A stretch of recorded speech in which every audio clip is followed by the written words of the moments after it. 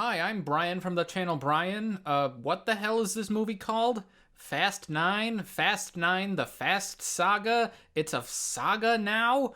Oh, it's just F9, like a tornado 4 categories above meteorological comprehension. F9 is relatively disappointing. And at this point, it's not like you shouldn't know what to expect. If you're interested in film at all, continually getting upset at these movies for storytelling or logic's sake is probably one of the worst ways to expend your energy. Even though they break a cardinal rule of action filmmaking, which is to include stakes and danger, as we like hoping characters get out alive. But every time we know that somehow the physics of the film are going to cheat away to their survival. In this movie, they address that directly. Tyrese is like, you know, we do all this crazy shit and somehow we're all still fine. Have you considered that we might just, be immortal? While they might not be as rewarding of an experience as a film that grips me with a genuine sense of suspense that a character might die, in the other recent Fast Saga films, there's some kind of equivalent exchange in what the key components of this franchise are. Believe it or not, there's an art to what these movies do to stand out. And F9 is only so mediocre because it does not do these things well. It's still way more over the top and audacious than your average action movie, but F9 is an obvious step backwards. Here's the thing about the franchise suddenly deciding to get self-aware. The resignation that these movies are implausible does not absolve you from needing to be creative. F9 regresses into bog-standard car chases, places where maybe 10 interesting things would happen in another entry, there are 2. Instead of gradually dipping our characters into a story with build-up, Dom is just kinda hanging out before Tej and Roman show up and yank him into another mission. It's cold and unnatural how eager they are to dismiss even the basic framework they were adhering to before. There's nothing in this film that compares to the tank chase from 6 or the safe scene from 5.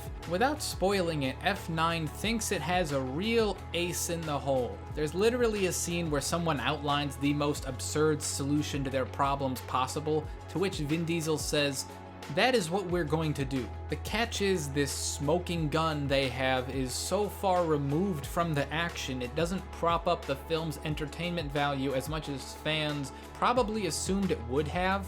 Consider the sheer variety of car-based action Universal has concocted over the years for this saga, and then this film's climax is, I don't know, just throw them up against a giant armored truck, which is literally a copy-pasted idea from Furious 7, an idea that wasn't even the most exciting thing that film had to offer. If you want action, F9 is astoundingly below par, and fares no better when it comes to the franchise's story and characters. The Rock is not in this movie. Jason Statham is not in this movie. Not even Scott Eastwood came back. The ensemble they've assembled is heavily stripped down here.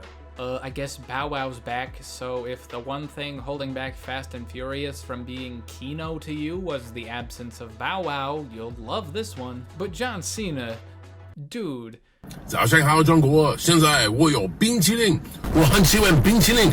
He's like a brick with arms. You could replace his character with one of the Womps from Mario and he'd be more interesting.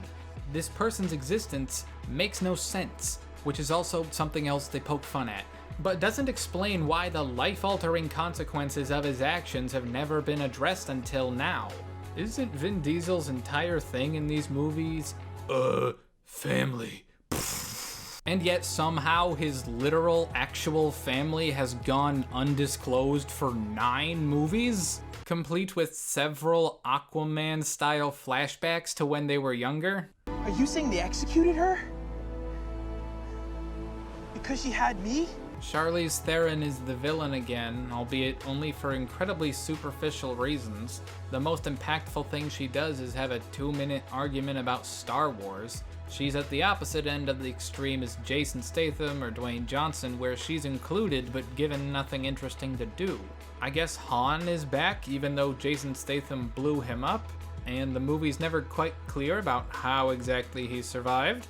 But once the movie's established that he is, in fact, still alive, that's about the extent of his use in the story.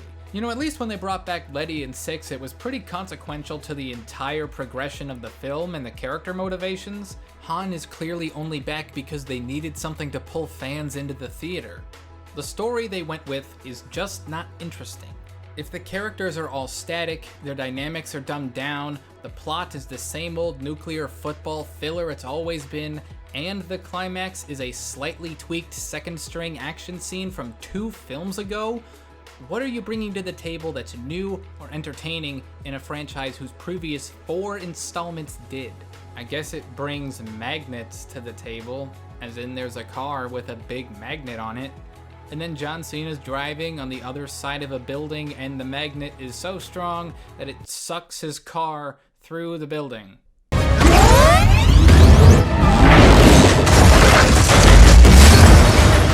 Fucking magnets, how do they work? That about sums up the film's approach to gimmicks. I'm not impressed by magnets or a Cardi B cameo when 1 film ago you were running away from a nuclear submarine.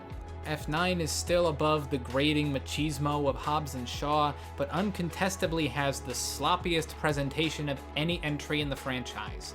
There are too many loose ends and too little to distract from them. If they're gonna make more, which they are, I hope the next time they get back on track. It doesn't need to be smarter or more serious or compelling, just more focused. And I'm gonna give F9 a 5 out of 10. Anyway, did you like this movie more than me? Less than me? Well, if you care to, please tell me. And as always, if you like not only words, but the way I arrange and then say them, please consider giving this video a like, helping me out with the algorithm, and subscribing to me, Brian from the channel Brian. Thank you and goodbye.